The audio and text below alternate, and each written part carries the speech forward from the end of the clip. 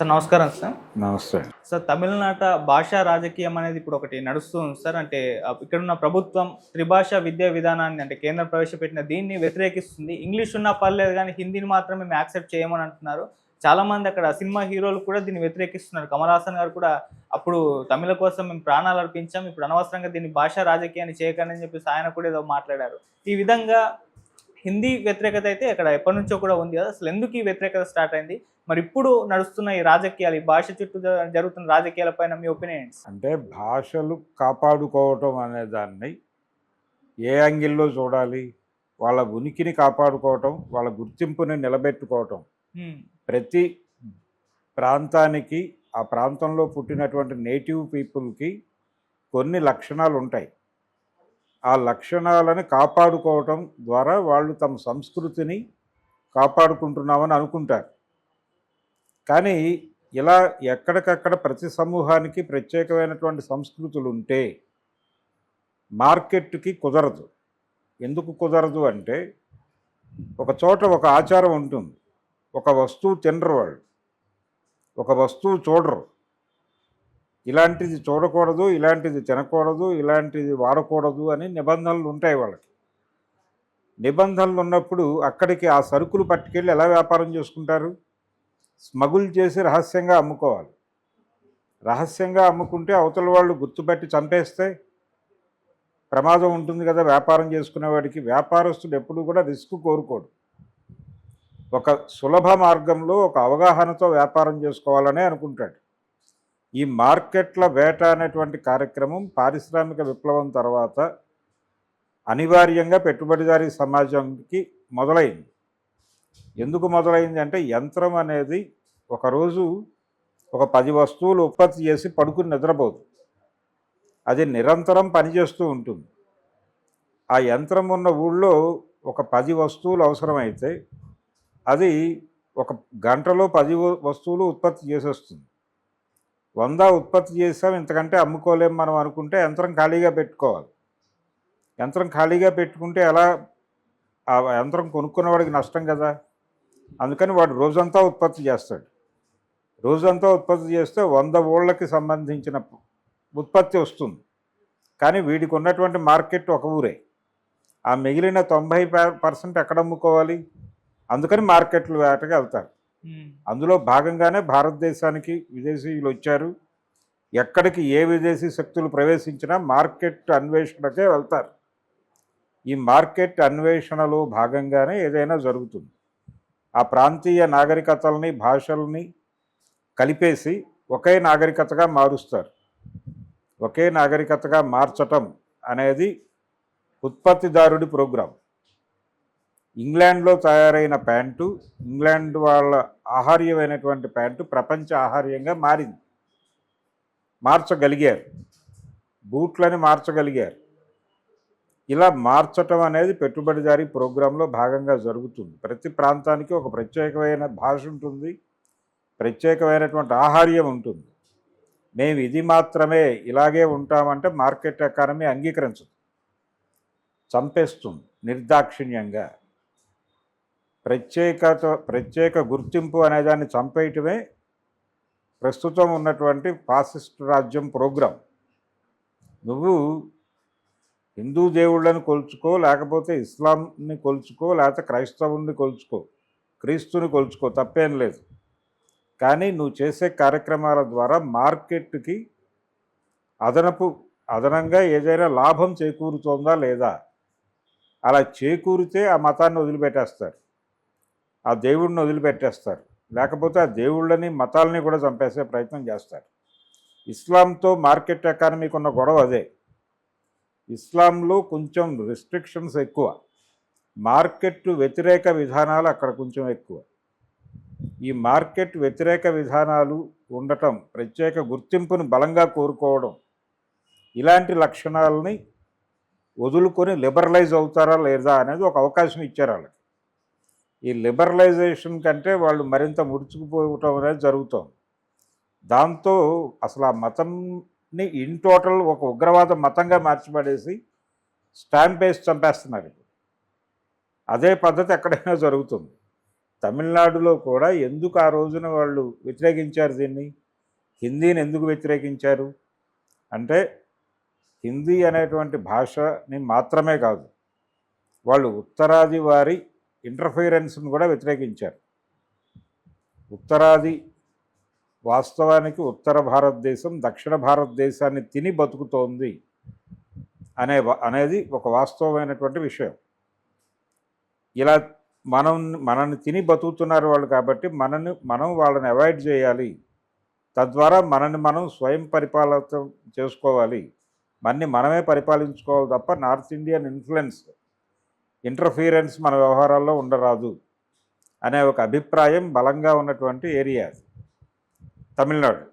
ఆ ఉద్దేశంతోనే ఆ రోజున యాంటీ హిందీ మూమెంట్ జరిగింది. వాళ్ళ కల్చర్ని వాళ్ళ భాషని మన మీద రుద్దే ప్రయత్నం చేసి మనని కలుషితం చేస్తున్నారు, తద్వారా మనని మార్కెట్గా వాడుకునే ప్రయత్నం చేస్తున్నారు అని పెరియార్ రామస్వామి ఆ రోజుల్లోనే ఒక ఉద్యమం ప్రారంభించాడు. ఇది 40 దశకంలో ఉధృతంగా జరిగింది anti Hindi movement. Anti Hindi movement జరుగుతున్న టైంలోనే ఎన్టీ రామారావు అక్కడ ప్రవేశించాడు. ఆయన సినిమా రంగంలో ప్రవేశించినప్పుడు తమిళ సినిమా పరిశ్రమలో కూడా ఈ అభిప్రాయం బలంగా ఉండేది. అందుకని రకరకాల వ్యక్తుల్లోకి రకరకాలుగా ఈ భావజాలం ఇంకింది. అలా ఎన్టీఆర్లో కూడా కొంత ఇంకింది. ఆ తర్వాత ఆయన చేసినటువంటి విన్యాసాలన్నింటిలోనూ ఈ ఇంకినతనం కనిపిస్తుంది. ఎన్టీఆర్లో అదేదో మేరకు జీర్ణమైంది అనే విషయం మనకు అర్థమవుతూ ఉంటుంది. ఆయన తెలుగువారి ఆత్మగౌరవం అనే మాట అంత ఓపెన్గా అనటానికి కూడా కారణం అదే. రూట్స్ అక్కడ ఉన్నాయి. ప్రాంతీయ భాషల్ని నాగరికతల్ని కాపాడుకోవటం అనేది తమ గుర్తింపు సమస్యగా స్థానిక సమూహాలు నేటివ్ పీపుల్ చూడటం అనేది విచిత్రమేమీ కాదు. ఒక యునెస్కో నివేదిక ఉంది, ఈ శతాబ్దాంతానికి 90% పైన ప్రాంతీయ భాషలు నాగరికతలు కూడా నాశనం అయిపోతాయి. నాశనం అయిపోవటం మాత్రమే కాదు, కనుమరుగవుతాయి. అలా కనుమరుగైతే తప్ప మార్కెట్ మతం ఉండాలి, ఒకే మతం. ఇప్పుడు ఎలాగైతే మోడీ గారు అంటున్నాడు ఒకే దేశం ఒకే ఎన్నిక అని, ఒకే దేశం ఒకే ఎన్నిక మాత్రమే కాదు, ఒకేలా ఆలోచించాలి, ఒకే అవసరాలు ఉండాలి. అప్పుడు విస్తృతమైన మార్కెట్ ఏర్పడుతుంది. దేశం అంటే మనుషులు కాదు, మార్కెట్టే. ఈ మార్కెట్లోకి సరుకులు బట్వాడా చేస్తే అది అందరూ కన్జ్యూమ్ చేయాలి. ఇప్పుడు ఆడపిల్లలు ఎందుకు సిగరెట్లు తాగుతున్నారు, ఇదివరకు తాగేవాళ్ళు కాదు, మార్కెట్ ఊరుకోదు. ఈ హ్యాబిట్ని ఇంజెక్ట్ చేస్తారు. దీన్ని ప్రోగ్రెసివ్ అనేటువంటి ఐడియాలజీతో చుట్టి మరీ తోస్తారు. అవతల వాళ్ళు ఏ ఐడియాలజీకి పడతారో ఆ ఐడియాలజీని ప్రమోట్ చేసి వాళ్ళని తీసుకొచ్చి లిబరేషన్ అనే మూమెంట్లో భాగంగా ఒక రకంగా మగపిల్లలు చేస్తోంది మనం ఎందుకు చేయకూడదు అనేటువంటి ఒక పోటీతత్వం దాన్ని ఇంజెక్ట్ చేస్తూ వాళ్ళతోనూ సిగరెట్లు తాగిస్తారు, వాళ్ళతోనూ మందు తాగిస్తారు, వాళ్ళతోనూ మార్కెట్ విస్తరణలో భాగమే. వాళ్ళ నిజంగా ఉమెన్ లిబ్ కోసం వాళ్ళు దెబ్బలాడితే వీళ్ళు సహకరిస్తారంటే లేదు, అణిచేస్తారు నిర్మోహమాటంగా. ఇలా మార్కెట్ ఎక్స్పాన్షన్ కోసం నిరంతరము కొత్త ఏరియాలు అన్వేషిస్తూ ఉంటారు వాళ్ళు. ఒక అలవాటుని 10 మంది అలవాటుగా మార్చటమే మార్కెట్. ఒక సమూహం తాలూకా హ్యాబిట్ని కోట్ల మందికి అలవాటుగా మార్చటమే మార్కెట్ స్ట్రాటజీ. ఆ మార్కెట్ స్ట్రాటజీలో భాగమే ఈ భాషల్ని రుద్దటం. హిందీని కావచ్చు, ఇంగ్లీష్ని కావచ్చు, ఈ రుద్దటం అనేది అందులో భాగంగానే జరుగుతుంది. ఇంగ్లీష్ చదువుకుంటే ఇంగ్లీష్ సాహిత్యం చదువుతాడు, ఇంగ్లీషు సాహిత్యం చదివితే ఇంగ్లీషు సమాజం అర్థమవుతుంది, ఇంగ్లీష్ వారి హ్యాబిట్స్ అర్థమవుతాయి. ఆ హ్యాబిట్స్ని తను అడాప్ట్ చేసుకోవడానికి ఒక ప్రయత్నం జరుగుతుంది. తద్వారా ఆ సరుకులకి ఒక మార్కెట్ ఏర్పడుతుంది. ఇది కల్చరల్గా కబ్జా చేయటం అంటారు. ఈ సాంస్కృతిక పరమైనటువంటి కబ్జా ప్రోగ్రాం అనేది రకరకాలుగా జరుగుతుంది. ఇది ప్రోగ్రెసివ్ ముసుగులోనూ జరుగుతుంది, విప్లవాల ముసుగులోనూ జరుగుతుంది, అస్తిత్వవాద ఉద్యమాల పేరుతోనూ జరుగుతుంది. ఇలా ఏది అవసరమైతే ఆ ముసుగు వేసేసుకుంటుంది.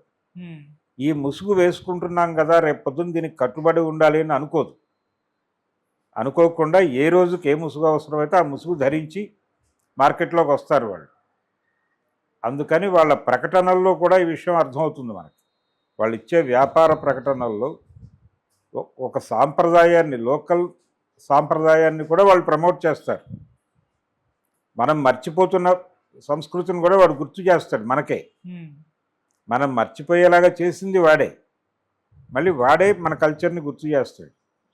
మనం పెళ్ళికి వెళ్ళేటప్పుడు ఎలా తయారవ్వాలి అంటారు, ఈ పెళ్ళికి ఇలా తయారవ్వాలి అని చెప్పి వాడి ప్రోడక్ట్ని అమ్ముతాడు మనకు. 10 రూపాయల పంచని 10,000కి అమ్మటం అనేది మార్కెటింగ్ స్ట్రాటజీ. 10 రూపాయలకు పంచ కట్టుకునే మనని పంచ కట్టుకోకుండా చేసి, ఈ పంచ కట్టుకోవటం అనేది ఒక ప్రత్యేకమైన సందర్భం అని చెప్పి ఆ సందర్భంతో దీన్ని లింక్ చేసి ఆ 10 రూపాయల పంచని 10,000తో మీతో కొనిపించటమే మార్కెటింగ్ స్ట్రాటజీ. అది మాన్యువర్ అనండి, మరొక వరం అనండి. ఇవి మల్టీనేషనల్ కంపెనీలు కూడా ఇన్వాల్వ్ అవుతాయి ఈ వ్యాపారంలో. కల్చర్ అనేది కూడా మీ భాష కావచ్చు, మీ కల్చర్ కావచ్చు, అది ప్రో మార్కెట్ ఉండాలి. మీ మతం కావచ్చు, ప్రో మార్కెట్గా లేని వేటినైనా చంపేస్తుంది.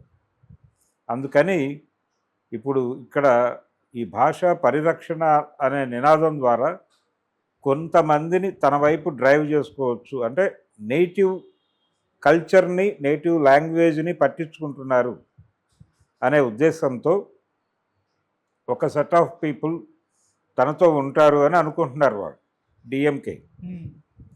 ఇది ఒక రకంగా తన ప్రాంతీయ పార్టీల తాలూకా ఉనికిని కాపాడుకోవడానికి అనివార్యంగా చేసేటువంటి యుద్ధం. ఈ అనివార్య యుద్ధం తమిళనాడులో ఇంకొక పార్టీని, జాతీయ పార్టీని దూరం పెట్టారు. అది కాంగ్రెస్ కావచ్చు, భారతీయ జనతా పార్టీ కావచ్చు. తెర వెనక రాజకీయం చేసింది కాంగ్రెస్. ఒక దశలో కరుణానిధిని తన వైపు వాల్చుకుంది, ఒక దశలో ఎంజీఆర్ని తన వైపు వాల్చుకుంది. అలా నడిపారు తప్ప వాళ్ళు స్ట్రైట్గా అక్కడ చేసింది ఏమీ లేదు. ఇప్పుడు భారతీయ జనతా పార్టీ చేస్తోంది కూడా అదే. గతంలో కాంగ్రెస్ పార్టీ ఏ స్ట్రాటజీ చేసిందో అదే ఇంకొంచెం ఎఫెక్టివ్గా చేస్తున్నారు. వీళ్ళు వాళ్ళ ఆసరాతో అక్కడ తమ పనులు జరిపించుకోవటం కాదు, వీళ్ళని కంట్రోల్లో పెట్టుకోవడానికి ఏం చేయాలి అని ఆలోచిస్తోంది ఇప్పుడు భారతీయ జనతా పార్టీ. ఆంధ్ర, తెలంగాణలని ఎలా కంట్రోల్లోకి తీసుకోగలిగామో అలాగే తమిళనాడును కూడా కంట్రోల్లోకి తీసుకోవాలి అనుకుంటున్నారు. ఆ వ్యూహంలో భాగంగా వాళ్ళు కొంచెం అతి చొరవ చూపిస్తున్నారు. అలాగే అక్కడ నేటివ్ పీపుల్ వ్యవహారాల్లో అతిగా ఇన్వాల్వ్ అవుతున్నారు, అతిగా డిస్టర్బ్ చేసే ప్రయత్నాలు చేస్తున్నారు. ఈ అతిగా డిస్టర్బ్ చేసే ప్రయత్నాలను వ్యతిరేకించకపోతే తన ఉనికికి ప్రమాదం అనుకుంటున్నారు వాళ్ళు. ఇప్పుడు ప్రోగ్రెసివ్ ముసుగులోను, గ్లోబలైజేషన్ అనేటువంటి ముసుగులోను చాలామందిని ఈ పాత పద్ధతుల నుంచి కొత్త పద్ధతుల వైపు నడిపిద్దాం అనే నినాదంతో మనం ఎందుకు ఇక్కడే ఆగిపోవాలి, తమిళ దగ్గరే ఎందుకు ఆగిపోవాలి, మనం ప్రపంచ భాషలు అన్నీ తెలుసుకోవాలి కదా, ఎందుకు హిందీకి అడ్డుగోడలు కట్టాలి, మనం కూడా ఎక్స్పాండ్ అవ్వాలి కదా. మనం ఎక్స్పాండ్ అవ్వాలంటే ఇక్కడే ఉంటామంటే కుదరదు. గ్లోబలైజేషన్ అనేది అది వచ్చి దోచుకోవడానికి అవకాశం కల్పిస్తున్నాం అనేది ఒకటి, కానీ దీన్ని ఆసరాగా చేసుకుని మనం కూడా అవతల వైపుకి వెళ్ళొచ్చు కదా. తలుపు తెరిచాక వాళ్ళు రావటం వస్తున్నారు, మనకి వెళ్ళటానికి కూడా మార్గం అది అనుకుంటే తప్పేంటి. అందుకని ఆ విండోని మనం కూడా వాడుకుందాం అని ఒక సెక్షన్ ఆఫ్ పీపుల్ రెడీ అవుతారు. అది ఎక్కడైనా జరిగేది, ప్రతి కులంలోనూ జరుగుతుంది, ప్రతి మతంలోనూ జరుగుతుంది. అలా ఇటు నుంచి అటు పెడదాం అనుకునే వాళ్ళందరూ ఇప్పుడు అక్కడ తమిళనాడు ప్రభుత్వం తీసుకుంటున్నటువంటి నిర్ణయాల మీద కొంత నెగిటివ్గా మాట్లాడుతున్నారు. ఆ సమూహంలో కమల్ హాసన్ లాంటి వాళ్ళు కూడా ఉన్నారు. ఈ విండోని వాడుకుని మనం ప్రపంచంలోకి వెళ్ళొచ్చు కదా, వాళ్ళు ఇటు రావడానికి తలుపు తెరిచారు, వాడు ఒక అందుకు తలుపు తెరిస్తే మనం ఇంకొక అందుకు ఆ తెరిచిన తలుపుని వాడుకోవచ్చు కదా అనేది వీళ్ళ అభిప్రాయం. ఈ అభిప్రాయం ప్రకారం నడిచేవాళ్ళు కొంతమంది ఉంటారు, ఇది అనివార్యం. కానీ అక్కడ పదవిలో ఉన్నవాడి సమస్య ఏంటి, నేటివ్ కల్చర్ని కాపాడుకోవడంతో పాటు ప్రాంతీయ పార్టీలను కాపాడుకోవడం కూడా ఒక ప్రోగ్రాం.